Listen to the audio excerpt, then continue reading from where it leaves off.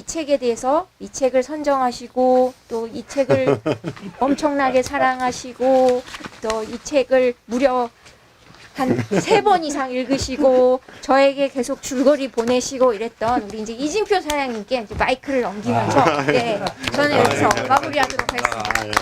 제가 좀 소품이 필요해서 소품. 또 소품도 있어. 제가 소품을 하나 아유, 공기를 담당해. 물도 한 컵을 넣을 수 있어요. 이거 먹어도 될까요? 뭐지? 이건 뭐지?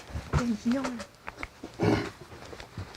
좀 편하게 하겠습니다. 네. 일단 이제 그 단태 신곡을 제가 교수님한테 부탁을 해서 이제 오늘 했으면 좋겠다 해서 이제 고생을 좀 시켰습니다. 예. 근데 이제 단태 신곡을 제가 이제 뽑은 거는 단태 신곡하고 오디세이, 예, 그 다음에 그 돈키호테 이 세 작품을 읽지 않은 사람은 고전을 읽었다 하지 마라. 예, 그래서 제가 가장 단태 신곡을 읽고 싶었어요. 그래서 그냥 제가 교수님한테 부탁해서 이거 좀 해봅시다 해서 한 겁니다. 예, 하시고 제가 이게 가장 기본적인 거를 좀 먼저 이거 좀 봐주시죠. 네. 그 단테의 신곡이 지옥편이요. 이게 피렌체 대성당회가 천장에요. 어마어마하게 큰 그림으로 그렸습니다. 예, 그 그림이 거기 있고요. 그다음에 이제 이거 있죠, 이거. 이렇게 생각하는 사람. 이게 사실은 이제 이 로댕한테 지옥의 문을 만들어라. 그 당시 해가지고 이제 지옥의 문이 이렇게 있으면 그 지옥의 문 위에 이렇게 있다고 그래요. 근데 그게 뭐냐면 지옥에 들어간 사람을 이렇게 이 굉장히 이 무서운 눈으로 이렇게 노려보는 그 그림이래요. 그 조각이래요. 우리는 사람들이 무슨 생각을 고상하게 생각하잖아요. 모나리자니 뭐 이런 생각인데 전혀 아니고 지옥 가는 놈들 노려보는 것 이렇게 하면서. 네. 눈빛이 그 눈빛이 아니었는데. 네, 그래도 그 지옥의 문 위에 그것이 있어요. 그리고 이제 교수님이 얘기한 거는 다 그냥 이렇게 생략하고요. 이제 아까 기벨린이 이 당이 1289년 황제파가 집권을 하고 겔피당이라고 1300년에 이제 정권을 잡습니다. 근데 이제 먼저 이제 백당에게 잡는데요. 백당이 단태가 속해 있어요. 1301년에. 근데 여기가 1301년 후에 흑당한테 쫓겨나요. 그래서 이제 아까 교수님 말씀하신 21곡 거기에 단태가 횡령죄로 잡아서 이제 처단을 하려고 그러는데 도망가 가지고 굉장히 친한 사람 집에 10여 년 이상 머물면서 단태 신곡을 썼다고 그럽니다. 네, 그걸 이제 말씀드리고요. 그다음에 제일 뒤에 이렇게 보시면 단태에 대해서 또 작품에 대해서 제가 이제 해놨습니다. 이게 이제 아까 이제 베르길리우스라는 사람은요, 제일 밑에 한번 봐보실래요? 그리스 로마 신화가 있는데요. 그리스 로마 신화가 그리스 사람 2명, 로마 사람 2명, 그러니까 그리스 시인 2명, 로마 시인 2명이 쓴 작품을 정리해 가지고 나오는 책이래요. 그래서 그리스 로마 신화 보면은 이렇게 누가 썼다는 거가 잘 없어요. 근데 이 4사람의 작품에서 골라서 책을 이렇게 했대요. 그랬는데 그리스 시인 호메루스, 아까 얘기한 호메루스 유명한 분, 그 다음에 헤시오도스, 2분은 굉장히 오래전 BC 시대의 사람이잖아요. 그리고 이제 로마 사람은 그 후에, 그리스 후에 로마가 이제 세계를 정복하지 않아요, 유럽을요. 오비디우스라는 사람은 BC 43년에서 AD 17년. 그 다음에 이제, 그 단테의 길잡이가 됐던 베르길리우스는 BC 70년에서 서기 19년까지 사는 사람이에요. 그러면 단테는 1300년도 사람입니다. 그렇죠. 예, 1300년도, 1321년까지 사는 사람인데, 거의 1300년 전에 유명한 시인을 스승을 삼아서. 그러니까 제가 말하자면 제가 아주 옛날에 뭐 김부식이니 뭐 이런 분들 있잖아요. 뭐 신라 시대, 고려 시대의 유명한 학자를 내가 끄집어내 가지고 이제 지옥의 길잡이로 삼은 거거든요. 단테맘입니다. 사실은. 예. 그러니까 굉장히 존경했다고 그래요. 예. 뒤에 보시면 아까 이제 교수님 말씀하신 건 간단하게 넘어갈게요. 예수님이 믿음으로써 천국 가고 그러잖아요. 그리스도에서. 근데 그러면 그 이전에 태어난 사람 이수신 장군이니 세종대왕 이런 사람은 어떻게 하느냐. 거기에 나온 겁니다. 이것이 뭐냐면 일고리에다 둔 겁니다. 왜냐하면 착하고 위대하고 뭐 훌륭한 일을 많이 했는데 예수님 이전에 탄생해서 하나님을 모르고 기독교를 모르고 하는 사람을 일고리에 더 가지고 이 사람들은 특별히 고통을 주지 않지만 아무 일도 안 시키고 그 다음에 아까 거기 일고리에 있는 사람들은 그래요. 그냥 아무 일도. 근데 이제 이 지옥편 전체를 보면은 절대로 아무리 고통스러워도 절대로 죽지 않아요. 그 자기 벌을 영원히 받는 겁니다. 그게 특징이에요. 이 책에. 예. 그래서 이제 그래서 이제 예수가 탄생해서 예수가 이제 여기 지옥편에 보면 내려가요. 내려가서 이제 그 옛날에 아브라함이니 이삭이니 뭐 이렇게 옛날 하나님이 복 내려준 사람 있잖아요. 그 사람 전부 끌어다가 이제 천국으로 데리고 올라갑니다. 그런 사건이 나옵니다. 그 다음에 이제 이게 단테가 이 작품을 통해서 좀 특이한 거를 몇 가지 드릴게요. 적대자, 죄를 지었든 어쩌든 이 단테의 등을 돌렸던 사람은 여지없이 이 지옥에 넣었다는 거. 그 다음에 숙부도 해당돼요. 숙부도 특별히 뭐 죄 지으는 내용이 없어요. 무슨 횡령죄니 사기죄니 뭐 살인죄니 이런 건 없는데 여기 줄거리 안에는 없어요. 뭐 해설은 어떻게 좀 믿는 것 같은데 그런 사람도 넣었고. 그러면 자기 이거 써서 발표를 했는데 숙부의 뭐 후손들 이런 사람들이 얼마나 싫어하겠어요. 그런데도 불구하고 자기 숙부를 지옥에 넣어놨. 그리고 본인은 아까 21쪽에 보면은 횡령죄라고 했잖아요. 횡령죄를 비교적 아주 가벼운 죄로 내요. 다른 죄에 비해서요. 예, 그게 좀 있고요. 그리고 이제 아까 교수님 말씀하신 가장 무거운 죄를 배신죄 중에서도 자기 친하고 유대 관계가 좋았는데 배반한 사람 이거를 가장 밑바닥에다가 제일 구골이 이런 데다가 넣고 그 다음에 또 하나는 이제 사기죄인데 위조범 좀 이따 이제 나오는데 그거를 거기다 넣고요. 그 다음에 이제 제일 마지막에 지옥편 제일 마지막에 이런 내용이 나와요. 하나님 부정하지 마라 천국에 올라갈 것이라 이제 이런 게 이제 나오는데요. 제일 그 앞에 몇 페이지를 보냐면요. 이 표 앞에 34곡이라고 한번 펼쳐 보실래요? 34곡. 34곡에 이제 그거는 이제 제가 여기 이 책의 가장 끝부분을 제가 따왔습니다. 제가 읽어볼게요. 하늘이 실현하려는 아름다운 것들을 보았고 그렇게 해서 밖으로 나와 별들을 다시 보았다. 이렇게 나와요. 해설은 어떻게 나오냐면 하나님을 향해 그대로 올라갔다. 이제 지옥의 여행을 다 마치고 나와서 제일 마지막에 이 베르길리우스에 이끌려서 지옥 여행을 끝내는 장면이 이렇게 묘사가 됩니다. 그러니까 뭐냐면 결론을 제일 마지막 두 줄에다가 이렇게 넣어놨어요. 실제로 책에 이렇게 나옵니다. 예. 그 다음에 이제 제일 막판에 이렇게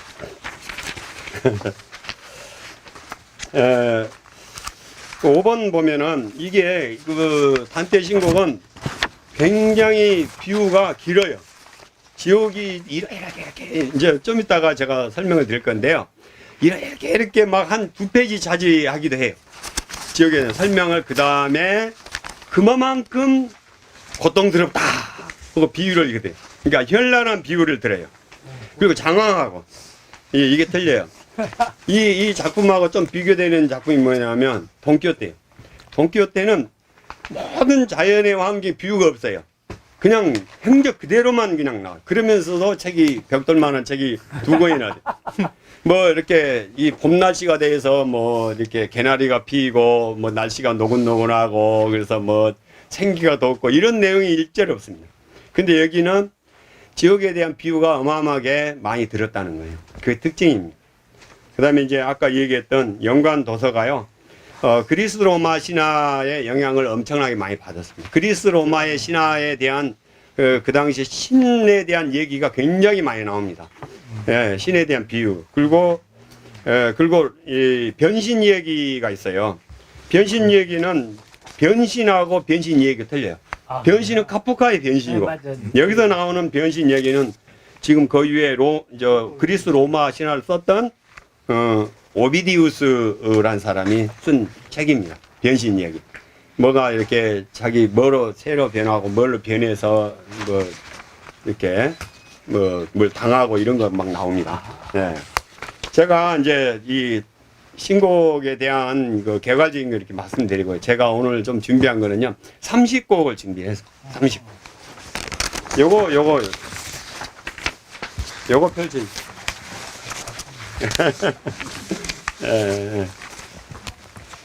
펼쳐주시면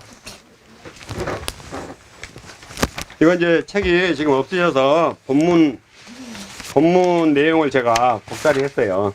이제 복사를 했는데요. 좀 시간이 잠깐. 책을 읽으려면 일단은 문단을 나눠야 하잖아요. 문단을 지금 나누겠습니다. 문단을 나누는데요. 제일 밑에 302페이지 제일 밑에다가 줄을 쫙 한번 주십시오. 펜으로. 예, 제일 밑에 줄에 302 그러니까 뭐냐면 12절에다가 딱 줄을 한번 긋고요. 그 다음에 21절에다 줄을 한번 꺼주세요. 21절. 그 다음에 27절에다 줄을 한번 꺼주십시오. 예. 그 다음에 어디다 끊냐면요.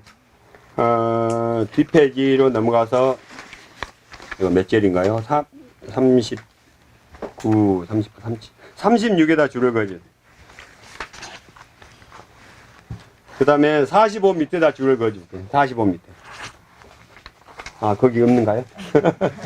네. 그 다음에, 여기 없죠? 이거 안 남았는가요? 아, 요거 본문 여기 없나봐요. 맞죠? 없나요? 그 다음에 308페이지요. 90절 밑에다가 줄을 그어주세요. 90절 밑에다가.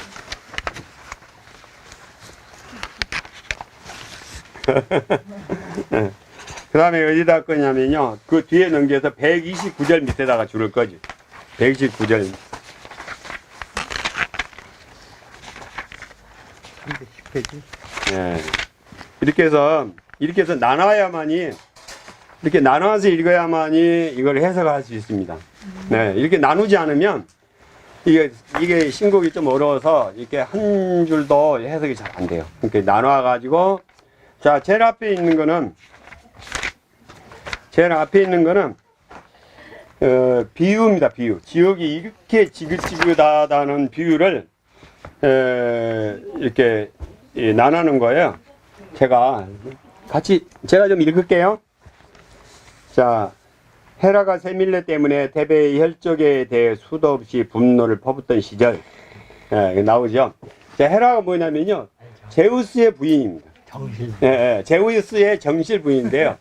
제우스는 바람기가 많고 아주 절대 권력자여가지고 자기가 예쁜 여자를 보면 항상 유혹해가지고 사람으로 변신을 해서 유혹을 해서 얘기를 낳아요. 공통적인 얘기를 낳는데 누구를 하고 이번에는 꼬셨냐면요. 세밀레라는 사람을 사귀게 됩니다. 그래서 이제 얘기를 낳는데요. 여기 옆에 보시면 제우스하고 세밀레하고 얘기를 나와서 디오니소스라는 얘기를 나왔습니다.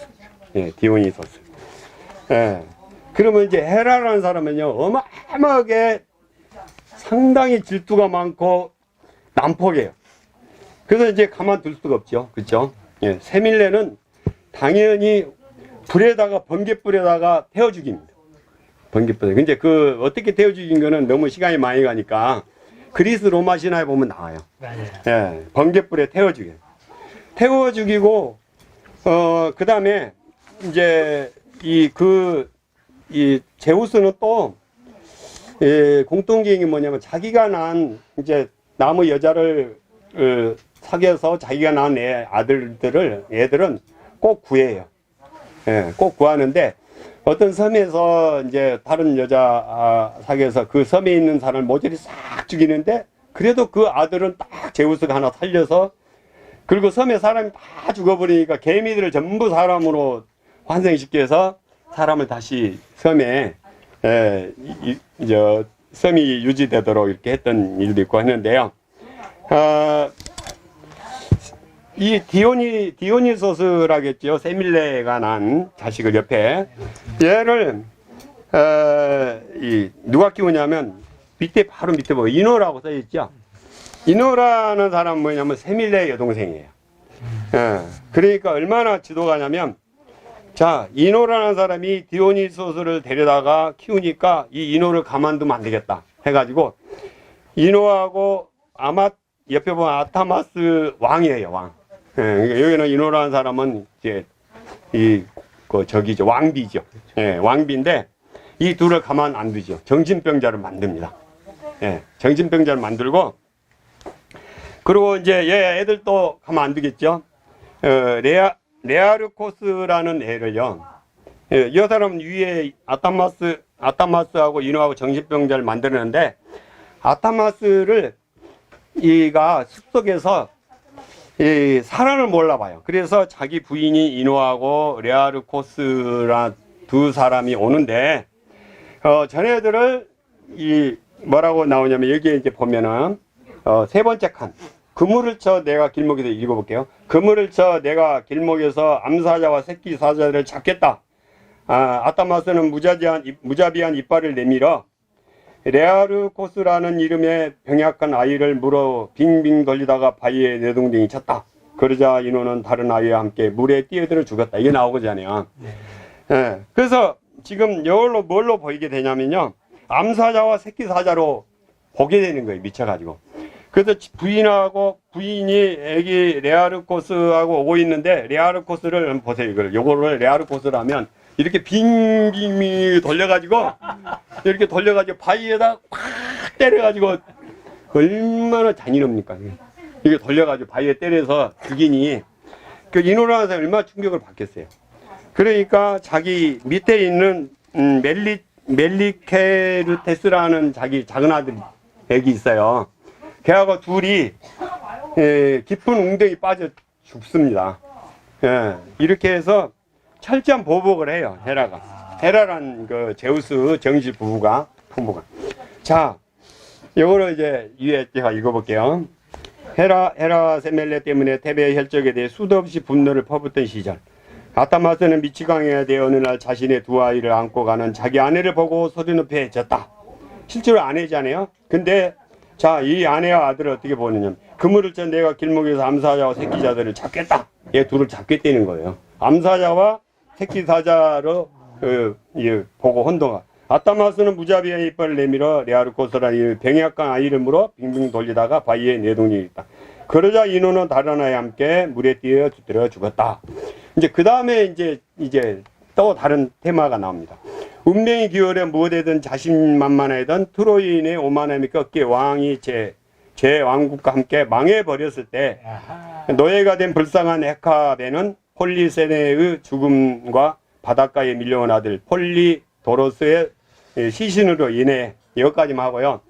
자, 이건 뭐예요? 트로이 전쟁을 얘기를 하는 겁니다. 트로이 전쟁은 누가 어디하고 싸웠냐면 그리스하고 지금 옛날에는 터키라 했는데 지금 뭐죠? 지진이 일어났는데 트루키에. 예, 트루키에가 사실은 저한테 물어보도 않고 저 나라 이름을 바꿨는데요. 그러니까 이게 상당히 나쁜 행동입니다. 저 소문도 없이 저 트루키로 바뀐지도 모르고 있었다가 지진이 일어나는 데서 알았어요. 자, 그래서 전쟁이 일어났는데요. 자, 그리스가 이제 이 트로이라는 지역은 터키에 제일 그리스 쪽에 가까운 그 도시입니다. 그래서 전쟁에서 치려고 하는데 성벽이 너무너무 견고하게 잘 돼 있어요. 그래서 치려고 아무리 해도 못 쳤어요. 못 쳤는데, 자, 그래서 꾀를 내게 이제 트로이 목마를 건설해 이제 만들어요. 만드는데 이 속에 이제 군인이 한 30명 정도 들어갈 수 있는 크기로 만들어요. 그러니까 아마 우리 서점 한 10평 정도 상당히 큰 마을이 되겠죠. 30명 정도 들어가면 이렇게 차지하겠죠. 그렇게 큰 이 목마를 만들고 여기에 신호라는 사람이 거짓 항복을 해요. 거짓 포로로 잡혀가요. 이제 어디로? 트로이로. 그래서 이제 잡혀 들어가서 그 트로이군에다가 자, 트로이 목마를 좀 만들었는데 저거는 이 그리스에서 저 신을 만들면 전쟁에 무조건 이긴다, 승리한다는 그런 신적으로 만든 거라 요거를 끌어다가 트로이 쪽으로 데려오기만 하면은 쟤네들은 자동으로 멸종한다. 이렇게 이 포로로 거짓 잡혀간 신호라는 사람이 그렇게 설득을 해서 트로이 목마를 안으로 들어오게 만들어요. 그래서 이제 그렇게 해서 트로이 목마가 들어왔으니 터키 그쪽에 이제 트로이 지역은 전부 이제는 전쟁 승리한거나 다름없다고 생각하고 파티가 밤새도록 벌어진 거지 않습니까? 그러다가 트로이 목마 속에서 30명의 군인이 나와서 전부 쳐서 이제 이 전쟁을 그 자리에서 승리하게 되죠. 이거 다 아는데 너무 길게 설명하는 것 같은. 그래서 그 당시에 왕하고 왕비입니다. 누구냐면 폴리아모스 왕이고 그 부인은 왕비는 헤카베. 그러면 이제 이 사람들을 그리스로 데리고 와요. 헤카베. 그래서 뭘로 삼냐면 노예로 삼습니다. 노예로 삼고 자, 딸 폴리스네는 제물로 바쳐요. 제물로. 이게 이제 뒤에 나오게 되는데 제물로 바쳐서 아마 이제 이 불에 그때 당시에 제물로 바친 불에 태웠죠. 그렇게 죽이고. 그 다음에